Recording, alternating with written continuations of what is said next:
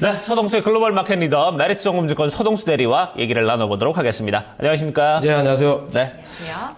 네, 말씀대로 뉴욕 증시가 한 주 동안의 변동폭이 너무 컸습니다. 이번 한 주 또 어닝 시즌 개막으로 걱정되는 부분이 참 많은데요. 어떤 이슈들 점검해야 될지 첫 번째 이슈 함께 확인해 보겠습니다. 네, 시스템 리스크 집중 주간이라고 이슈를 잡아주셨는데요. 이번 주에 뭐 여러 가지 좀 리스크 부분에 대해서 좀 도래하는 어떤 요소들이 좀 상당히 많습니다. 네, 이 부분 좀 체크를 해보도록 하겠습니다. 일단 뭐 가장 먼저 들리는 소식들이 지금 러시아의 신용 등급 하락, 여기에다가 유로 쪽에 지금 뭐 디플레이션 우려 이런 부분이 좀 얘기들이 많이 나오고 있는데 좀 어떤 부분들이 이제 또 시스템 리스크 여러 가지 좀 짚어볼 수 있을까요? 이번 주에는 아무래도 그 유로존에서 일어나는 여러 가지 시스템 리스크들이 조금 많이 그 시장에 부각이 되는 시기가 아닐까 이렇게 좀 생각이 들고 있고요. 네. 이런 것들이 좀 집중이 되는 시기이기 때문에 좀 우려는 많을 수도 있겠습니다만 저는 개인적으로 이런 것들이 조금씩은 좀 해소되는 구간들이 나오지 않겠느냐 이렇게 좀 보고 있습니다.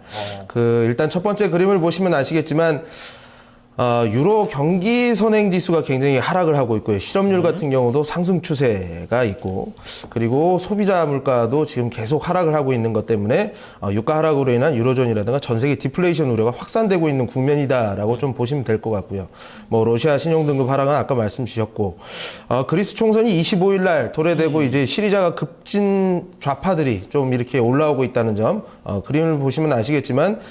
급진 좌파가 지금 서베이를 기초로 해가지고 의석수를 지금 봤을 때 시리자가 지금 상당히 많이 앞서져 있는 상황입니다. 그러네요. 이런 것들로 인해서 유로존 탈퇴가 이어지는 것이 아니냐 이런 우려들이 지금 시장에 많이 있는 상황입니다. 네. 네.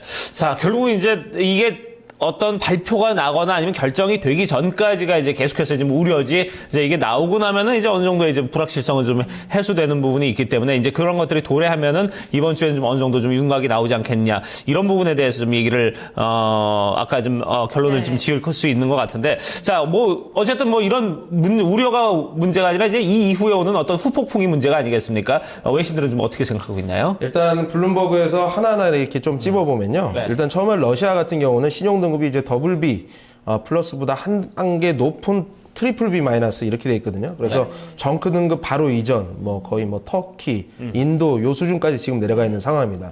루브라 같은 경우도 8% 떨어지긴 했는데 사실 유가 하락으로 인해서 이런 시스템 리스크가 계속 지금 번져가고 있는 모습이지만 뭐 좀 정치적으로 어떻게든 좀 해결이 되지 않겠느냐 이런 생각을 좀 하는데요.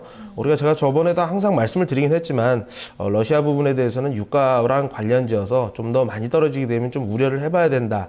그렇지만 아직까지는 조금 뭐 정치적으로 해결될 수 있는 여지가 있다고 좀 보고 있고요. 다른 이제 기사 같은 경우는 그리스 문제에 대해서 그렉시트에 대해서 이제 얘기를 하고 있는데요. 집권 여당이 이제 신민당이 이제 사마라스가 이제 얘기를 하기에는 당신네들이 지지하는 시리자가 총선에서 많은 의석수를 가져가게 되면 유로존 탈퇴라든가 디폴트 리스크를 야기할 수 있다.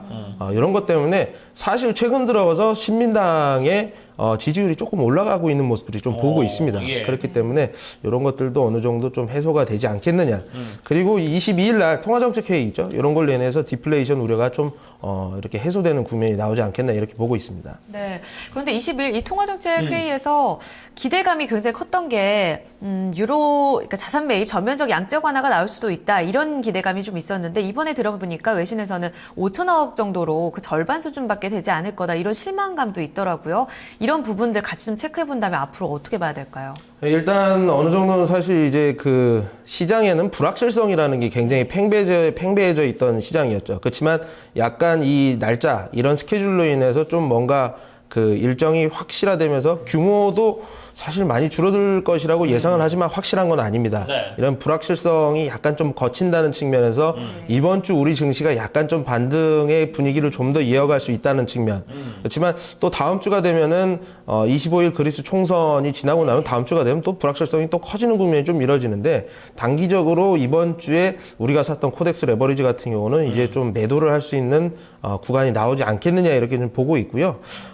마지막으로 그림을 한번 보시면 되겠습니다만 최근 들어서 이머징 채권이라든가 주가라든가 통화 가치의 하락이 계속 이어졌던 부분들이 상당히 좀 불편하게 느껴지고 너무 낙폭이 너무 크다라는 반등이 좀 생각이 좀 들거든요.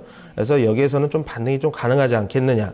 근데 뭐 제가 뭐 추세적인 반등이라기보다는 이번 주에 반등하게 되면 코덱스 레버리지는 한번 좀 정리를 하는 시기로 좀 이용을 했으면 합니다. 자, 이번 주는 이제 코덱스 레버리지 좀 정리 구간으로 한번 잡아보시는 것도 괜찮을 것이다. 이렇게 짚어주셨는데, 뭐 뿐만 아니라 24일 날 또 다보스 포럼까지 또 펼쳐지기 때문에 여기서 이제 뭐 유럽의 이제 국가 지도부들이 모이게 된다면 어느 정도의 좀 유럽의 리스크가 좀 정리가 되는 그런 국면이 나타나지 않을까. 이런 부분에 대해서도 좀 우리가 조심스럽게 예측을 해볼 수 있지 않을까 하는 생각이 듭니다. 네, 다음 이슈 함께 점검해 보도록 하겠습니다. 네, 엣지 있는 삼성전자라는 두 번째 이슈 제목 함께 나오고 있습니다.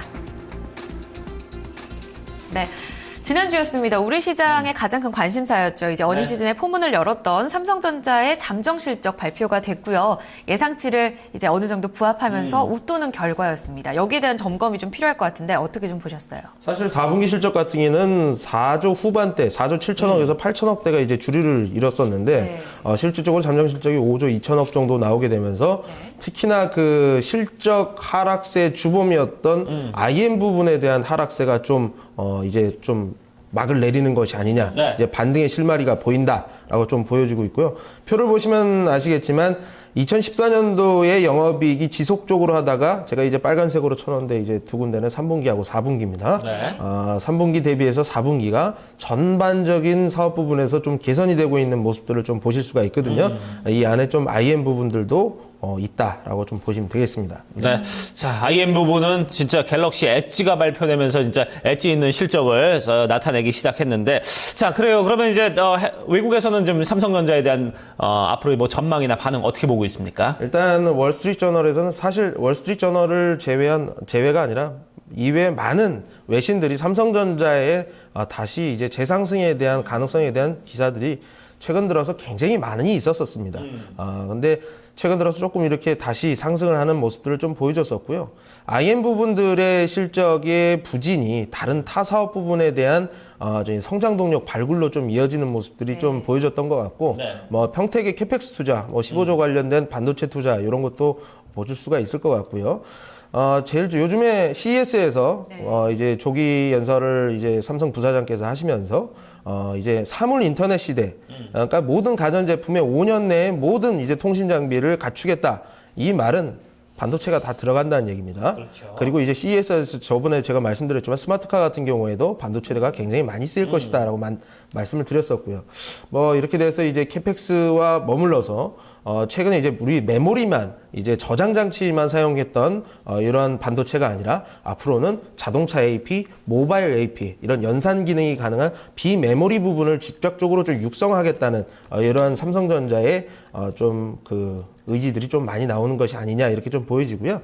그리고 이제 2월이나 3월 정도에 갤럭시 S6가 나올 것 같습니다. 이런 것들이 조금 S5가 좀 부진을 했기 때문에 이런 것들이 좀 기대감으로 지금 갖춰져 있는 상황이다라고 표현을 했습니다. 네. 그래요. 뭐 전체적으로 뭐 우리 경제에 사실 이 삼성전자가 미치는 영향이 못지않기 때문에 글쎄요. 갤럭시 6가 나올 때쯤 한 6조 정도의 어떤 수익이 좀 달성이 되면은 얼마나 좋을까 하는 생각이 드는데 그런 바람을 좀 가져보도록 하고요. 어쨌든 이제 지금 뭐 이제 이런 이슈들이 앞으로의 지금 전체적인 세계 시장에는 아니면 그리고 우리 증시에는 어떤 파급력을 가지고 올지 이런 부분도 한번 예측을 해보도록 하죠. 일단 삼성전자에 대한 컨센서스가 약간 좀 돌릴 수 있다는 것은 외국인이 한국 시장을 진입하기에는 약간 조금 더 마음이 편할 수 있다라고 좀 보시면 될 것 같고요. 네. 사실 최근 들어서 한 달 정도가 어떻게 보면 베팅 구간이었다면 지금 같은 경우는 본격적으로 좀 실적을 확인하고 들어가는 구간이기 때문에 중장기적으로 지금 충분히 들어가 볼 만한 상황이다라고 좀 보시면 될 것 같고요. 그럼 도대체 얼마 정도까지 봐야 되느냐? 그럼 증권사 레포트 같은 경우는 지금 현재 150만 원에서 160만 원, 뭐 크게 보는 쪽은 뭐 70만 원, 80만 원까지도 이렇게 보고 있는 부분들이 있다라고 좀 보시면 될 것 같고요. 컨센서스가 전환이 저는 됐다고 판단을 하고 있습니다. 그 중에 또 중요한 것이 뭐냐면 국가정책, 그러니까 주주 친화 정책인 자사주 매입이라든가 아니면은 이제 배당 확대 정책 이런 것들을 또 이렇게 뭐 따라주고 있거든요. 이런 면에서 외국인들이 충분히 매력 있게 볼 수 있는 상황이 되었다. 그래서 사도 된다. 라고 정리드리겠습니다. 혹시 네. 추가적으로 주주 친화 정책을 또 발표할 가능성도 좀 보고 계세요? 뭐 아무래도 이제 배당 정책 같은 경우는 시가 배당률을 저는 지속적으로 늘리지 않겠느냐 이렇게 보고 있습니다. 그래서 오히려 이런 것들이 나오지 않는다고 한다면 오히려 그 삼성전자가 작년만큼 그러니까 다시 성장기로 이렇게 돌아서는 모습들이 보여지게 되면 배당을 좀 줄일 거란 말이죠. 그렇게 되면 배당을 하는 정책으로 가든 안 하는 정책으로 해서 이건 성장한다는 얘기입니다. 그렇게 되든 주가적으로는 제가 봤을 때 탄력을 받을 가능성이 있다라고 보시면 될 것 같습니다. 그렇군요. 자, 어쨌든 뭐, 이런 부분에서 분명히 좀, 돋보이는 부분이 있습니다. 실적이 안 좋은 기업들이 계속해서 좀, 몰락하는 그런 모습이 아니라 곧바로 이제 어떤 발빠른 대응력을 보이면서, 빠르게 좀 다시, 반등을 치고 올라오고 이런 탄력을 보여준다는 부분에서는 삼성전자가 분명히 좀 긍정적인 부분이 있지 않나 하는 생각이 들어요. 알겠습니다. 자, 얘기 여기까지 듣도록 하겠습니다. 지금까지 글로벌 마켓 리더 메리츠 종무증권 서동수 대리와 함께 했습니다. 고맙습니다. 네, 감사합니다.